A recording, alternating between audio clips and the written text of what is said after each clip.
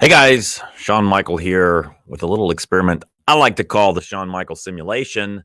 Today we are going to do a special live stream to discuss drones, specifically the Mavic Mini. And if you have any questions about the Mavic Mini, since this is a live stream, be sure to post your questions in the comments and I will address them if I see them. So what are we talking about here? We're talking about the Mavic Mini. This would be the entry-level drone in the Mavic range from DJI. And I'm going to give you 8 reasons why I believe the Mavic Mini is the best drone for most people. Not for everyone, but for most people. The number one reason is hidden in the name, Mini. Size. It fits in a pocket. And I'm going to prove that to you right now. Yes, you guessed it. What do I have in my jacket pocket? I have my Mavic Mini. So you literally can carry this thing around inside a pocket if you choose to do so. And you'll see the arms fold out, and even fully extended, it still has a pretty small footprint. And you just can't beat that size. There's an old photographer saying, the best camera is the one you have with you. And with the Mavic Mini, you really have no excuse for not having it with you because it's so small. It's easy to toss into a backpack. You can carry around with you in your car, just small footprint. And the second advantage of the Mavic Mini, of course, is the weight. Very lightweight, together with the battery, 249 grams. The size and weight combined are so low that you typically do not have to register this thing with any kind of government authority. So that's a big advantage of the Mini. And by the way, we are going to take a look at some footage from the Mavic Mini, if I can get it to play. And you'll be able to see this footage throughout this discussion. So size, weight, huge advantages for the Mini. Not only does it make it super portable, it gets it beneath a lot of those government requirements for registration. The third big advantage of the Mini is the noise. It's really not a lot of noise produced by this drone as drones go. It's pretty quiet. DJI has come a long way over the years in refining the sound of their drones. And I believe what they have done, not only have they reduced the noise output by cleverly designing the drone props, but they have reduced the pitch. So the pitch is not nearly as annoying as it used to be. So even if the actual sound output is comparable to previous drones, the pitch is lower. And for some reason, we humans find that less annoying. So I'm going to give you the fourth reason, and it sort of sums up all of the first 3 into what I call a low OAF, or overall annoyance factor. People like the Mavic Mini. The Mavic Mini is not a threatening drone. And anytime you're flying a drone in a public space, you know, the less threatening, the more charming the drone might look, really the better it is for you.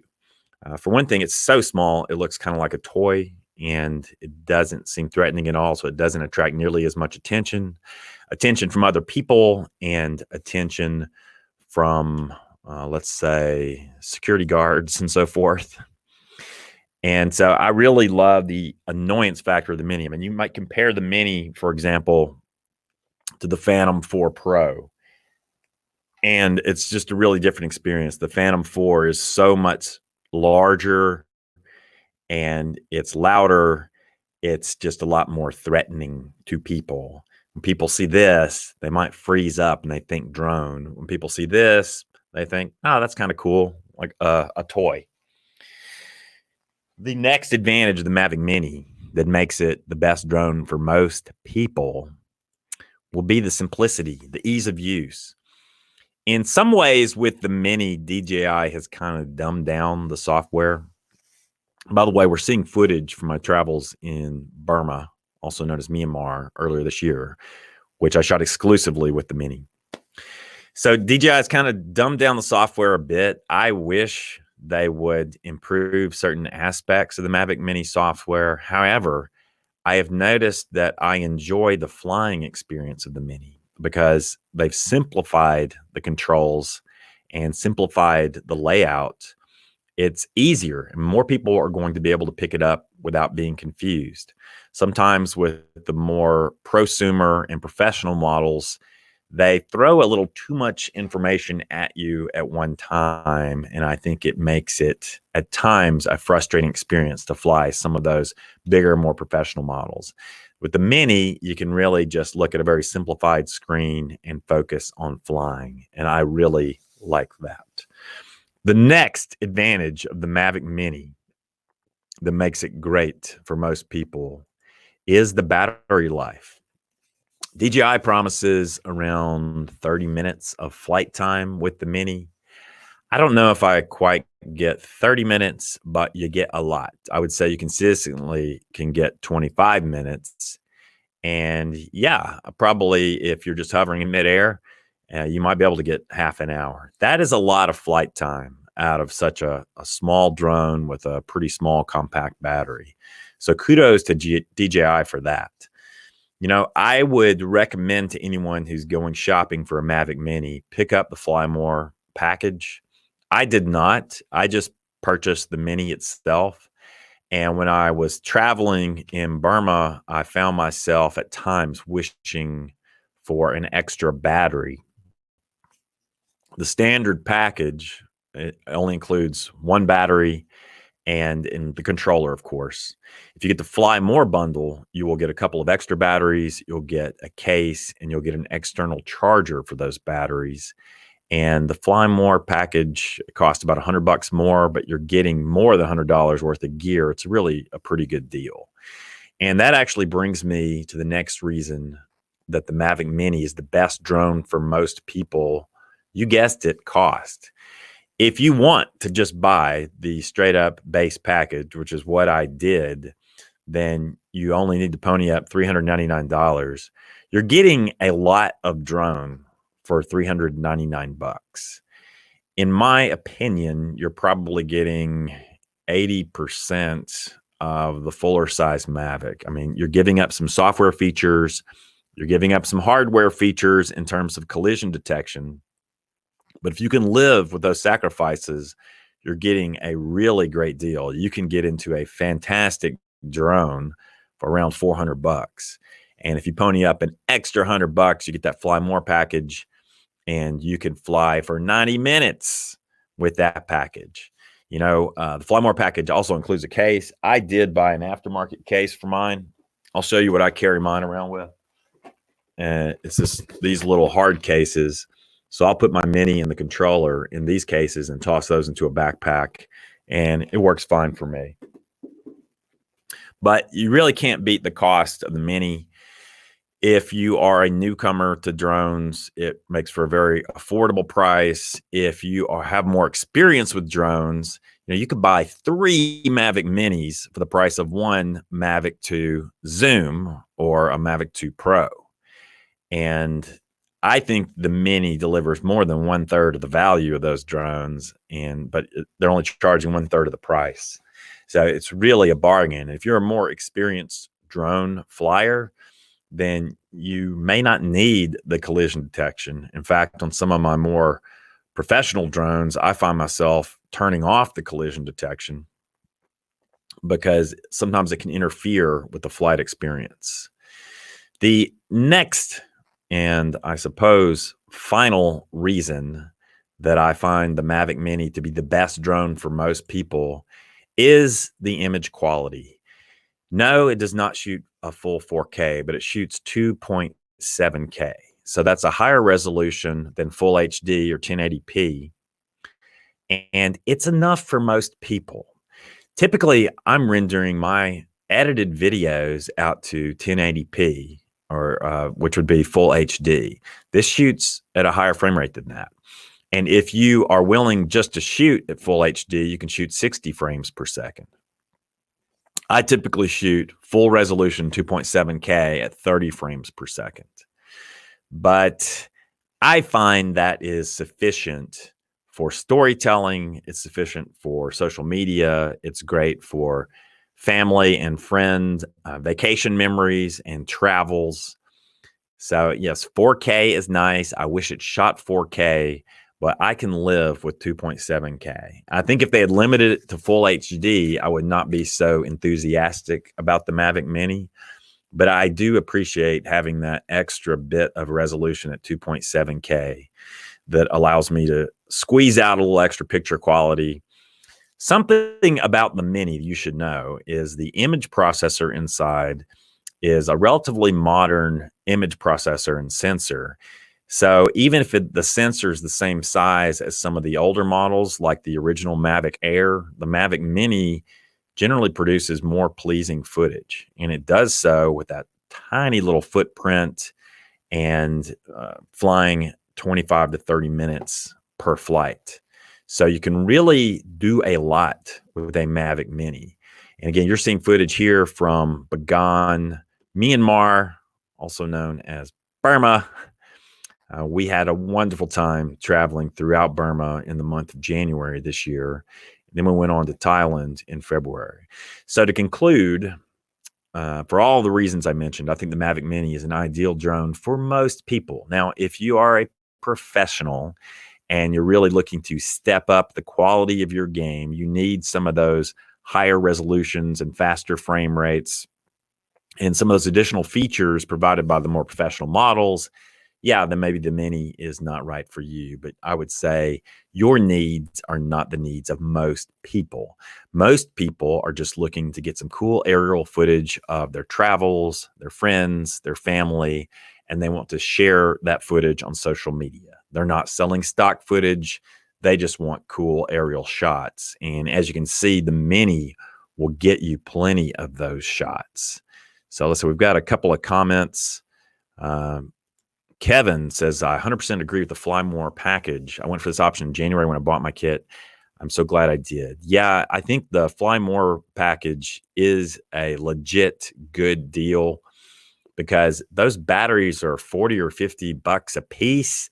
And then you start to shell out for a case and an external charger, and you're really getting probably $150 or more worth of content, extra gear with the Fly More package for only an extra $100.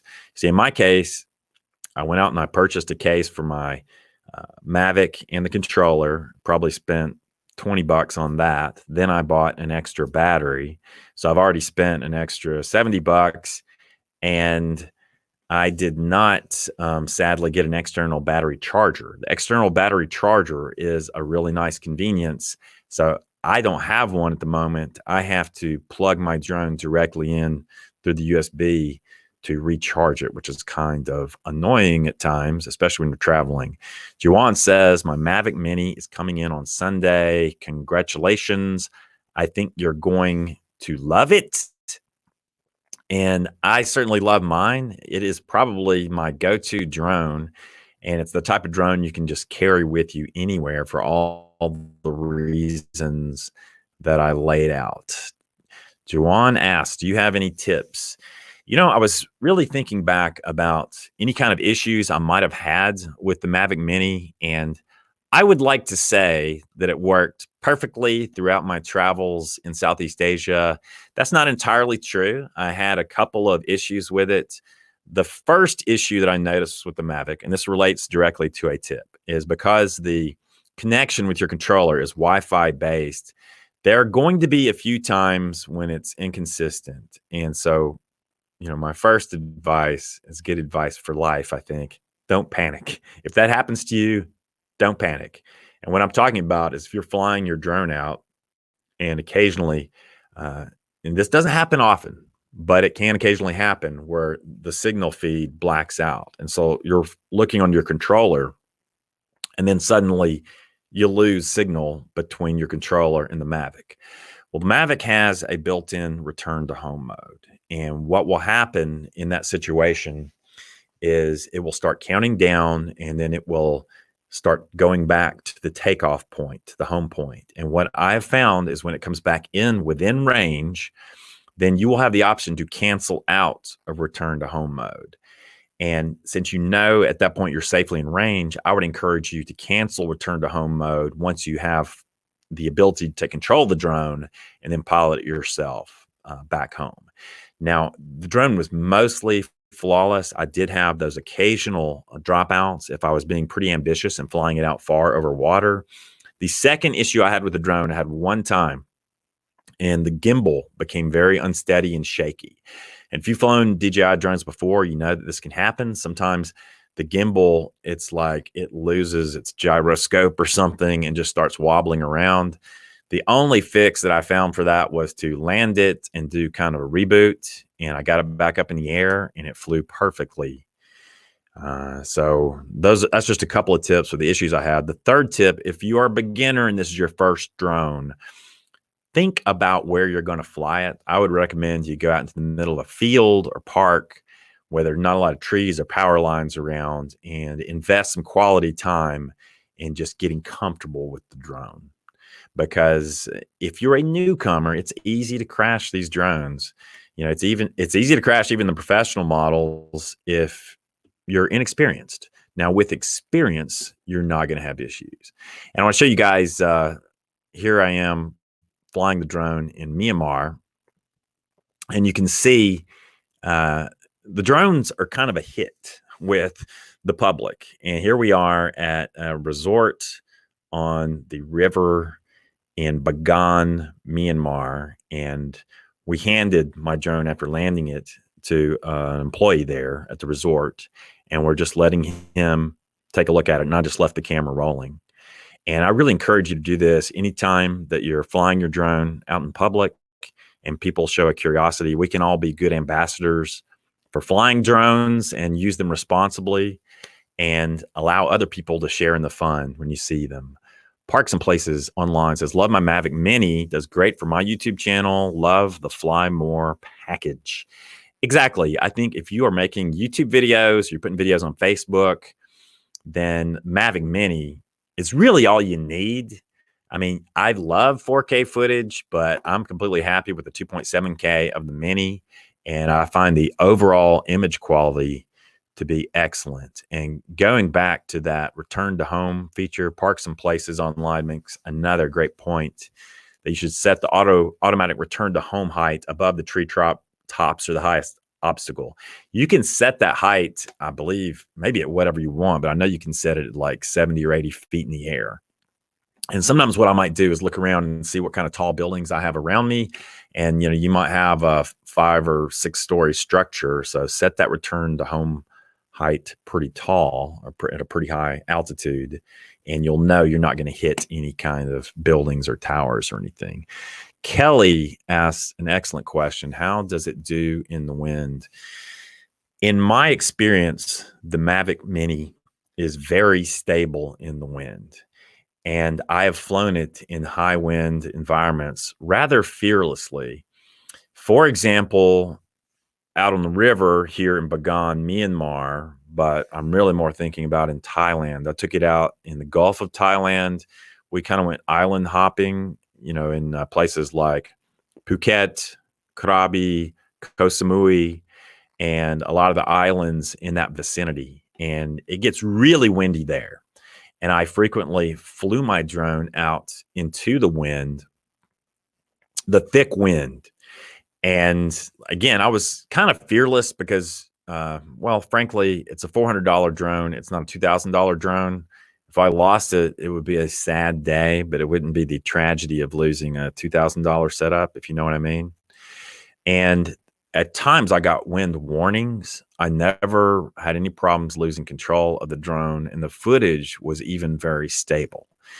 I do believe if the wind is above 15 or 20 miles per hour, you're going to receive some warnings on your controller, and it will instruct you to pilot it back home.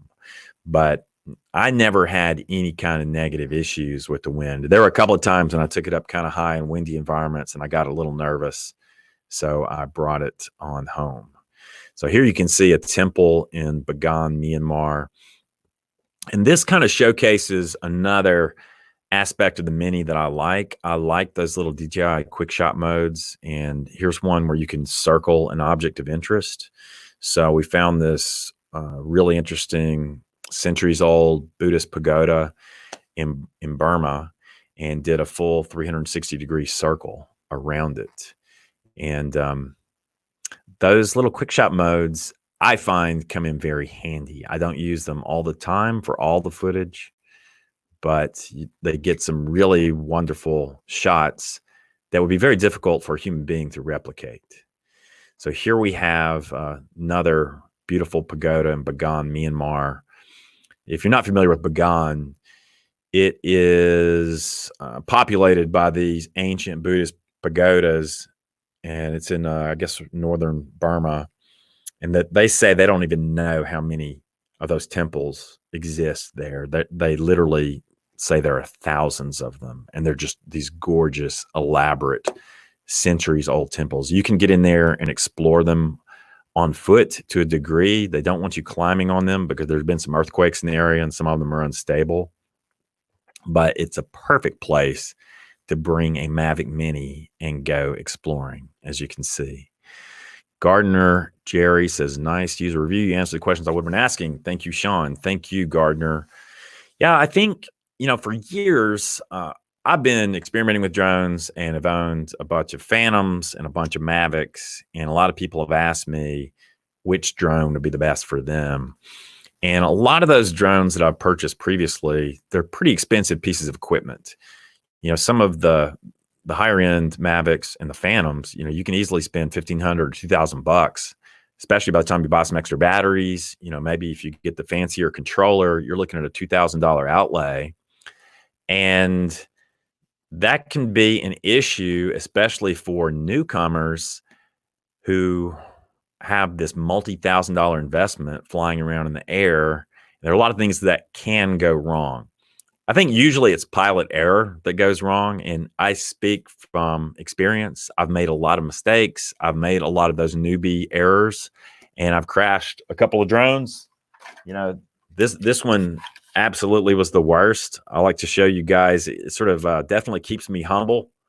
This is the remnants of my Phantom 3 Advanced that, once it flew its last flight, there was no putting this Humpty Dumpty back together again. Terrible crash in the canyons somewhere in southern Utah. So I've had those issues. I think at least with the Mavic Mini, you don't have $2,000 flying around in the air. You got $400, which is a little easier to swallow. Kevin says, UAV Forecast is my go-to app pre-flight. Good advice. I need to make more of a habit of using that. Andrew says, nice, just flew mine 3 miles away stock. Yeah, I've found the range, it can be remarkable at times. And that's why I couldn't really explain those times when I was having those Wi-Fi dropouts, if it was just some kind of software glitch or if there was some sort of electronic interference in the area. There were times when I'd flown the drone not that far away from our boat, when we're on a boat out in the Gulf of Thailand, and I started having that blackout problems. But there were other times when I took the drone really, really far away, and maybe not a full 3 miles, but a long way off, and still maintained a stable signal. Do you want to ask, does the propeller guard affect the way it flies? I got to admit, I do not use prop guards anymore. I don't think it would really affect the way it flies. It might affect your battery life a little bit because the drone is having to lift the weight of those prop guards. But on the other hand, they can't weigh very much. Prop guards are probably a wise investment, especially if you're new to drones. If you're a more experienced drone flyer, then you probably like the convenience of going without the prop guards. And it just makes it easier, of course, to fold the drone up, because I don't have to worry about prop guards. I can just fold the arms right up and go. And by the way, these props on the Mavic Mini, they screw into place. You have to have a little tool to attach and remove them. Thankfully, so far I've not had to change mine out at all. I mean, these are the original props that I put on the thing when I first got it. I flew this drone a lot in Asia. I was flying it pretty much every other day. I came back with so much footage. I've literally got hours of drone footage from our various travels. More, like we've just seen tip of the iceberg here in this little presentation, just looking at some of the footage from Bagan. Okay, now we are in Mandalay. And so this is around the Mandalay Hill area for those of you who've been to Burma. Let's see. Andrew says he's in Washington State. Thanks, Andrew. I hope all is going well for you there. He's in an urban area. I have family in the Tacoma area of Washington. We always enjoy camping there with our RV and really look forward to getting back out to Washington soon. So I really appreciate you guys tuning in.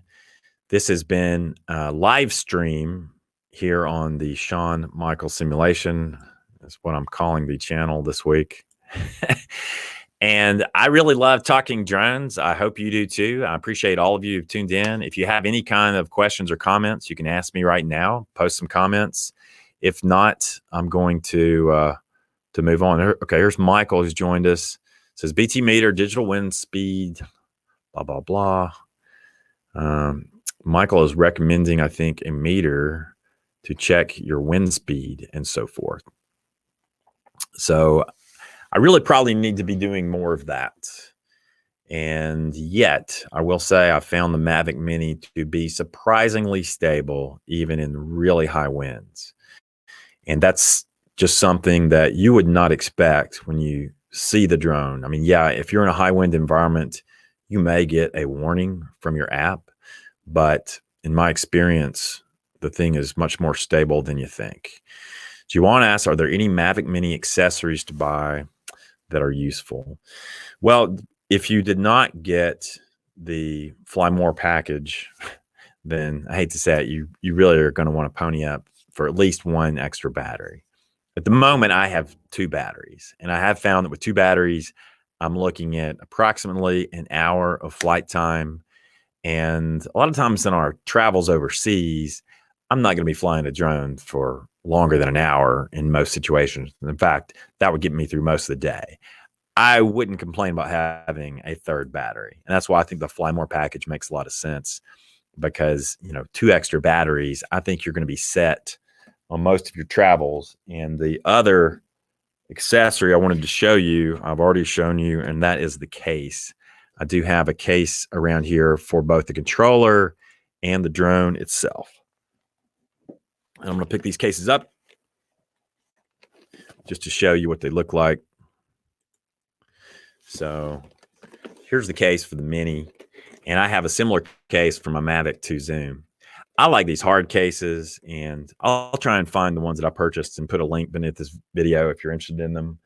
What I like about them is now this will only fit the Mini, of course. It's custom cut for the Mini, but the controller doesn't fit in here. But that works okay for me, because what I typically do is I'll have the Mini with a battery loaded into it, and then I have a separate similar hard case for the controller, and I'll just toss the 2 of those into a backpack or whatever we're carrying, and they seem to do a good job protecting the drone. But I think a hard case is a good idea, because when you pick up the drone, you're going to see it. It feels probably a little more fragile than it is. So here we're seeing the Mandalay Hill area of Mandalay, Burma. Mandalay is a great city. We met a lot of wonderful people on our visit there. And Mandalay Hill is just particularly beautiful. Schoolhouse 1868 says, thank you. Thank you, Schoolhouse. Appreciate you tuning in to my little live stream here. Again, I really enjoy talking drones and photography, and we'll be doing a lot more of these live streams if you guys are interested in watching them. So if you have any questions, I love answering your questions about the Mini or any of these drones. If not, then I think I'm going to sign off. We've probably been talking for 20 or 30 minutes here, but I really like being able to show you some of the footage. And again, coming back to resolution, because my live stream footage is at best 720p, I rendered this Mavic footage at a pretty low resolution, frankly. I mean, so you're seeing probably half or 1/3 of the resolution that the Mavic can actually record. And I did that simply because my live stream resolution is 720p max right now. You know, in the future, if I can beef up the quality of my live streaming, then I'll show you some of this drone footage in a higher resolution. But when you're live streaming, there's only so much you can do. So we've got a few more comments. Juan says, thank you. When are you going to live stream again? I'll do it again soon if you want. And again, if you have any specific questions, you know, just you can post a comment underneath this video, and I'll be happy to like factor them into the next live stream. Michael says, get one of those anemometers for $40. Don't let the wind be a guess. Pay attention to the wind. The wind meter works with Bluetooth or iPhone. I think that's good advice. That might be something I can get a hold of, and I will test here for this channel to kind of show you guys how it might work out in the real world. Because, yeah, it is true. A lot of times I'm guessing on the wind. Let's say I'm sure we all are. Andrew says, super cool. Appreciate that. Michael's in Bellevue, Washington. We love Washington and really look forward to getting back out there. You've got a lot of great places in the state of Washington to get out in the environment, go hiking, go camping, and hopefully fly your drone. That's why one time, or at times on this channel, I like to talk about being a good ambassador for owning drones, because I really hope that in this country we can continue to fly our drones freely. Because as you can see in Asia, for example, we had pretty wide range. We're really able to fly our drones without getting hassled too much, and really appreciated that, because I think it really enhanced our travels, and we came home with some wonderful footage that really showcased that region. So I think it's good for America, and it's good for Americans if we can fly our drones. And again, I want to reemphasize the best camera is the one you have with you. And you can see here, this is one of those smart modes that comes built in to the Mavic Mini. This would be the Helix. And this would be the kind of a shot that might be kind of difficult to execute on your own. I'm not saying it would be impossible, but you're kind of doing a corkscrew shot, which even for talented drone operators can be kind of tricky.